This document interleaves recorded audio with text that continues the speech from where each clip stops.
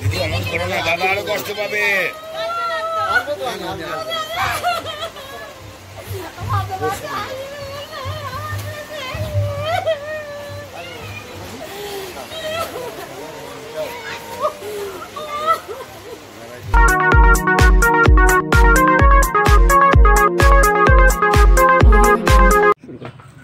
নমস্কার, আমি দীপক কুমার মুস্তাফি এবং ক্যামেরায় রয়েছে গৌর ঘোষ।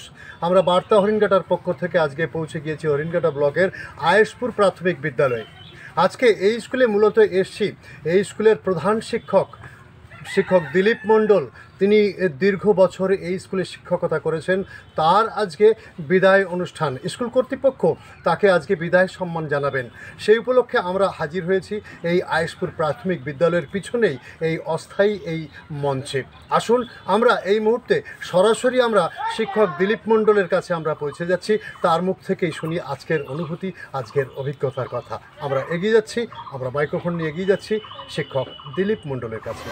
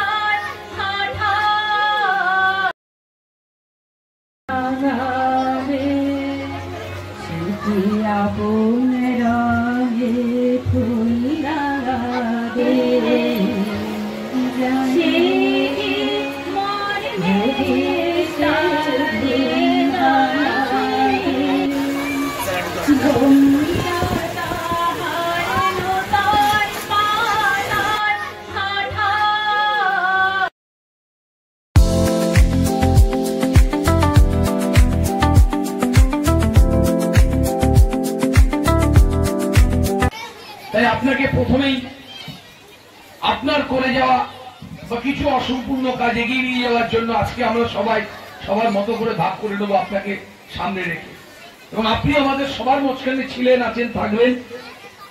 সমস্ত আলোচনা, সমস্ত স্কুল চালানো, পরিচালনা করা সবটাই আপনাকে সামনে রেখে এবং আপনার সঙ্গে আলোচনার ভিত্তিতেই আমাদের সকলকে করতে হবে। রয়েছেন বিভিন্ন স্কুল থেকে টিচাররা, আমি দেখেছি প্রাথমিক স্কুলে উপস্থিত হয়েছে।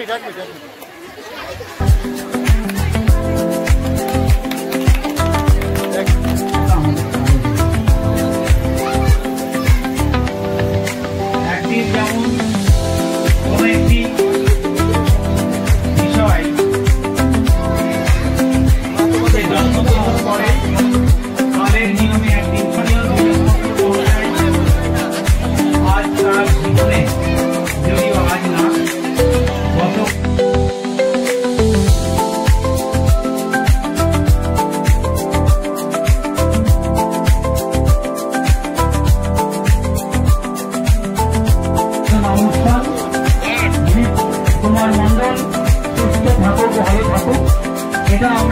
সত্ত্বেও আমরা বলবো যে এই দিনটি আমাদের কাছে কিন্তু আর আসবে না। সেই জন্যে আজকের এই যে অনুষ্ঠান তার পেশাগত জীবনে, তার কর্মগত জীবনে শেষ পর্যায়ে, সেই শেষ পর্যায়টিকে যদি আমরা ভিন্ন আঙ্গিকে দেখতে পাবেন। জ্ঞানী গুণীদের ভিড়ে আদি হতে শতবর্ষ ঘুরে খুঁজিয়া দেখো তাই, আসিবে নতুন যারা দেখিতে পাইবে তাই। মায়া মমতায় জড়িয়ে মনের মন্দিরে আরো মনে পড়ে শ্রীরাম করে জনম শুরু যাবে। শেষে সরকারি দানে দ্বিতল ভবন পেলাম, দৃঢ় পদে ক্ষেপে চলতে মোর দিনে দিনে বেড়েছে কলেবর, বেড়েছে সুনাম। নতুন আসে নবচেতনায়, পুরাতন চলে যায় আসার যাওয়া জীর্ণ পাতার প্রায়। কবিতা ছাড়পত্র, কবি সুকান্ত ভট্টাচার্য। যে শিশু ভূমিষ্ঠ হলো আজ রাত্রে, তার মুখে খবর পেল সে পেয়েছে ছাড়পত্র এক। নতুন বিশ্বের দ্বারে তাই ব্যক্ত করে অধিকার, জন্ম মাত্র সুতীব্র চিৎকারে পর্বতহ নিঃসহায়িত তার নিশ্চিবদ্ধ হাত উত্তোলিত উদ্ভাসিত কি এক দুর্বোধ্য প্রতিজ্ঞায়। সে ভাষা বোঝে না কেউ, কেউ হাসে, কেউ করে মধ্যে তিরস্কার।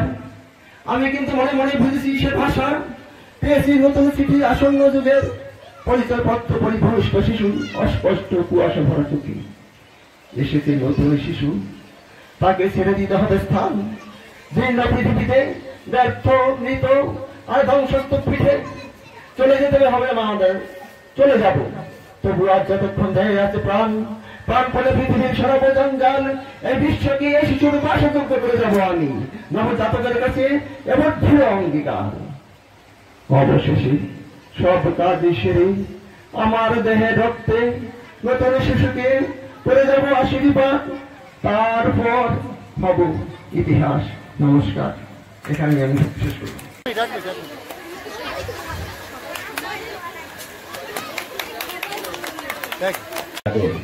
কিংবা যেমন তেমন বিছানার চাদর, গলায় ধরধরে বলতে ভারী সুন্দর ছিলেন অবনী স্যার।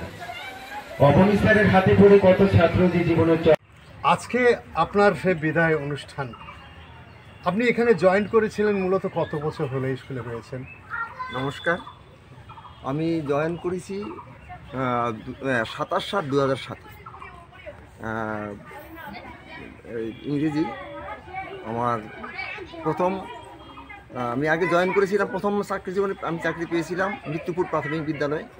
সেখান থেকে একটা নিউ সেট আপ স্কুল দক্ষিণ রাজাপুরে, সেটা প্রতিষ্ঠা হয় আমার মাধ্যমে। এবং ওই বিদ্যালয় সম্পূর্ণ তৈরি হওয়ার পর ওখানে নতুন প্রধান শিক্ষক আসেন এবং আমাকে এই বিদ্যালয়ে পাঠানো হয় প্রধান শিক্ষক হিসাবে। আমি ওই 27 তারিখে 2007 আমি এখানে নিযুক্ত হই এবং সেই থেকে আমি আমার দীর্ঘ কর্মজীবন এখানে নিয়োজিত ছিলাম এবং আজকে আমার কর্মজীবনের সমাপ্তি হতে যাচ্ছে। আচ্ছা, আজকে তো আপনার সমাপ্তি হতে যাচ্ছে, স্কুল থেকে বিদায় নিচ্ছেন, এই স্কুল সম্পর্কে আপনার অনুভূতি কি? না, এই স্কুল আমার প্রাণের থেকেও বেশি। আমি যেটুকু এই স্কুলে এসে দেখেছি এবং তারপরে চেষ্টা করেছি এর উত্তরোত্তর শ্রীবৃদ্ধি ঘটানোর। এবং আমি যখন যেখানে হাত দিয়েছি, যখন যেখানে চেয়েছি, জেলাতে গিয়েছি, বিভিন্ন জায়গায় গিয়েছি, আমি খালি হাতে ফিরিনি এবং ওই স্কুল ওই সময় থেকে শ্রীবৃদ্ধি ঘটেছে এবং ঘটিয়ে যাচ্ছি।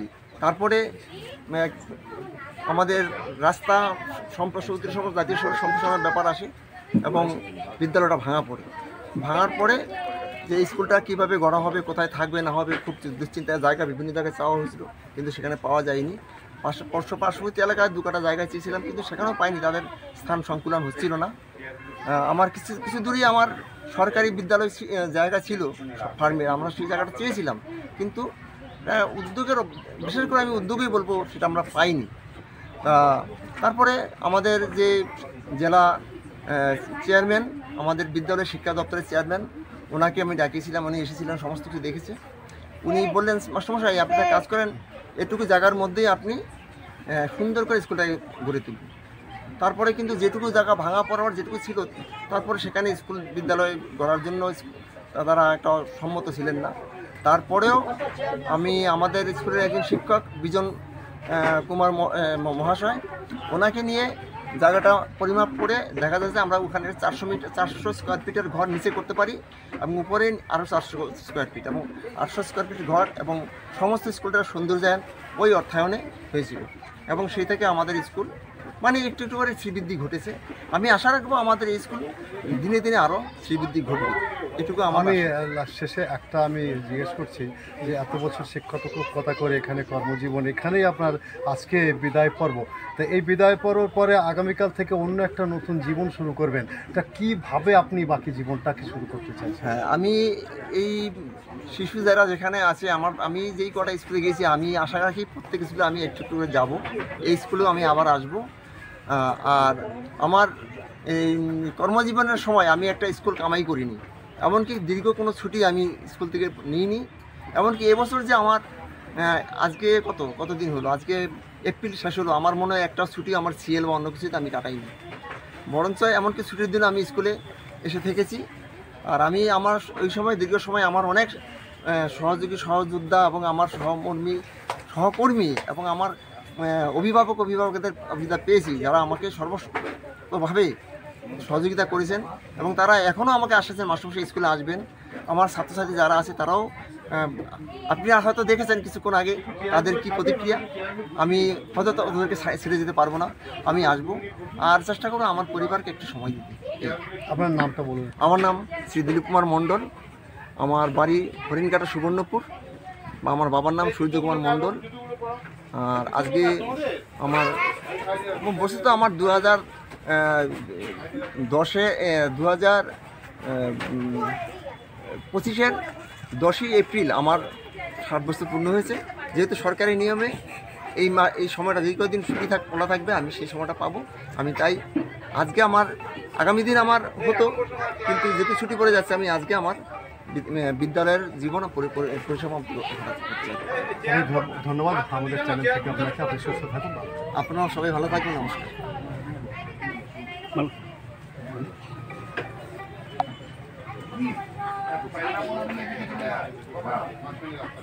আপনারা এতক্ষণ শুনলেন শিক্ষক দিলীপ মণ্ডলের তার দীর্ঘ কর্মজীবনের অভিজ্ঞতার কথা এবং আগামী দিনে তিনি কিভাবে সময় কাটাবেন সে বিষয়ে শুনলেন। এরকম যারা আছেন শিক্ষক মণ্ডলের সবাইকে অনুরোধ করছি আপনারা তাদের পাশে থাকবেন, সহযোগিতা করবেন, উৎসাহ দেবেন। আমি দীপক কুমার মুস্তাফি এবং ক্যামেরায় গৌর ঘোষ, বার্তা হরিণঘাটা চ্যানেল থেকে সকলকে স্বাগত, অভিনন্দন।